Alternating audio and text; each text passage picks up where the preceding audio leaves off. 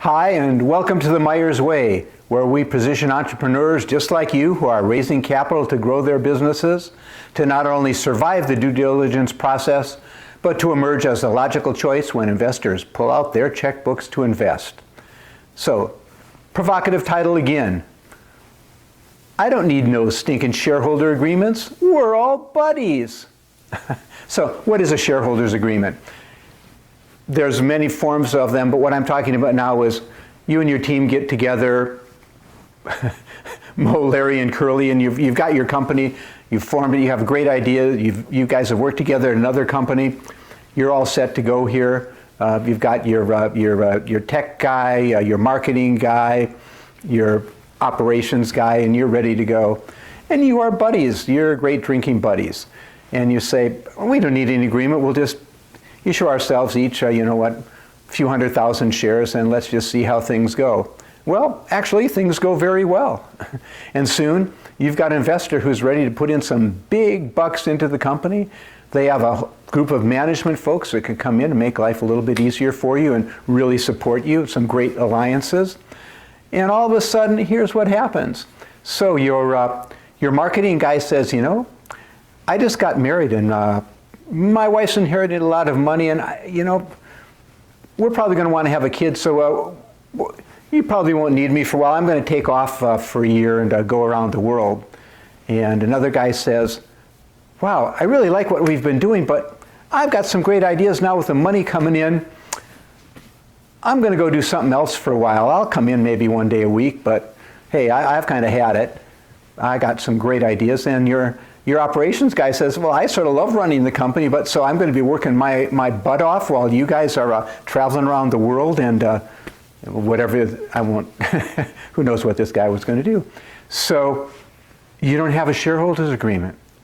They each own 1/3 of the company. Yeah, your investors come in for 20, 30%, whatever it is, but forget about that.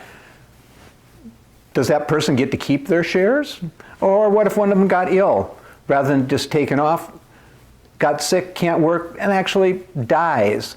And unfortunately, I don't want to be sexist here, I call him a guy, so his spouse, of whatever gender that might be, is great, I'm going to inherit the shares, and I think I'll come in and I'll help you run the business, which is the last thing in the world you want to happen. Well, guess what? If you had a shareholders agreement, one, for the person who's taken off around the world, well, the answer is we had a nice vesting schedule for you. Yeah, you've gotten 25% of what you would have gotten over the next few years because you've been here for the year. But hey, it stops now. That's it. Thanks. Your shares are forfeited. For the person who dies, however you want to handle the buyout arrangement, but you've hopefully maybe bought insurance, or you've come up with a formula that'll pay off his estate over time, so that the partner doesn't come in, and the guy that's running the company can basically do what he should be doing, is making it mostly for himself because he's there and he's staying in.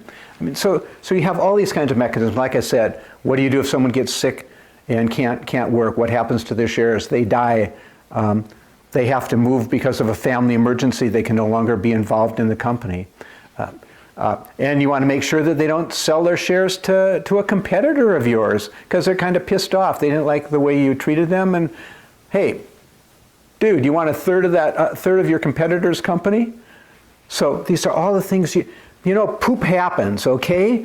I refuse to work. I've talked with some of the folks, I won't mention who, that have given me the line, hey, we don't need an agreement, we're buds. Well, poop happens. And I won't work with folks that won't step up to the table and say, I understand that things can happen, things can change, we're people, we're human, let's plan for it now rather than avoiding it. I'm not into avoiding. If you know me, I'm kind of direct. Some people, I call myself an acquired taste. If that's not okay with you, fine. Get some advice from someone else. I tell it to you like it is, and if it doesn't work for you, fine. But if you want to be successful, I suggest you listen in a bit. This is really important stuff. That company fell apart because they had nothing in place and they couldn't deal with it anymore. So you really do want a shareholders agreement, okay? We can talk about the specifics of them later. And in the meantime, have a great day.